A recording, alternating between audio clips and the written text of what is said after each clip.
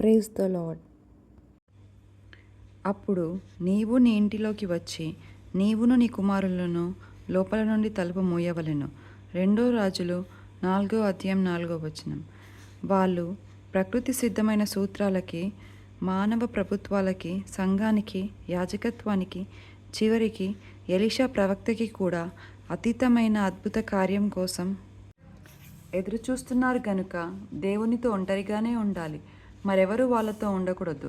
మానవ అవగాహన శక్తిని, విజ్ఞాన శాస్త్ర సూత్రాలను వదిలి అంతరిక్షంలో దేవుని మహిమకి ఎదురై నిలిచి ఆ అలోక శక్తిని తేరిపార చూడాలి.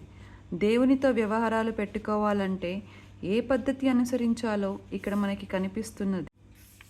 ఒంటరిగా రహస్య స్థలంలో ప్రార్థన, విశ్వాసాలలో ప్రతి ఆత్మ ఆయన కోసం ఎదురు చూడాలి. కొన్ని సమయాల్లో, కొన్ని ప్రదేశాల్లో దేవుడు మన చుట్టూ ఒక అనిర్వచనీయమైన గోడ కడతాడు. మనకి ఉన్న ఆధారాలన్నిటినీ పడగొడతాడు. సాధారణంగా మనం పనులు చేసే పరిస్థితులను, విధానాలను నిరర్థకం చేస్తాడు. మనకు అర్థం కాని దివ్య వాతావరణంలో బంధిస్తాడు. అది మనకి ఇంతకుముందు అనుభవం కానిది, క్రొత్తది. మనకి ఇంతవరకు అలవాటైన అనుభవాల చట్రంలో ఇమడనిది. ఈ క్రొత్త అనుభవంలో అయితే ముందేం జరగనున్నదో మనకి తెలియదు.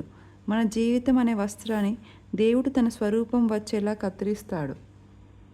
చాలామంది భక్తిగల మనుషులు కూడా ఒక రకమైన గానుగద్దె జీవితం గడుపుతుంటారు. ప్రతిరోజు అదే జీవితం. ముందు ఏమి జరగనున్నదో అనే సందేహం ఉండదు.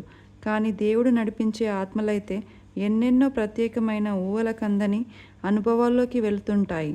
దేవుడు తమని నడిపిస్తున్నాడు అన్న విషయం తప్ప మరేదీ తెలియని అనిశ్చిత పరిస్థితిలో ఆయన బంధిస్తాడు. వాళ్ళు దేవునిపై తప్ప మరిక దేని మీద ఏ విధంగానూ ఆధారపడడం వీలు కాదు. పై వాక్యంలోని విధవరాలిలాగా మనం కూడా బాహ్యమైన వాటిని వదిలి లోపల కేవలం దేవునితో మాత్రమే కలపబడితేనే తప్ప ఆయన చేసే అద్భుతాన్ని చూడలేము. అతి కష్టకాలంలోనే దేవుడిని గురించిన అతి మధురమైన రహస్యాలు బయటపడుతుంటాయి. మనల్ని లోపల నుంచి తలుపు మూసి మన బాధలో, దుఃఖంలో పలుకుతాడు దేవుడు. మనసు విప్పి మృదువుగా ఏకాంతంలో ముత్యం లాంటి మాటలు మన చెవిలో. ఆమేన్.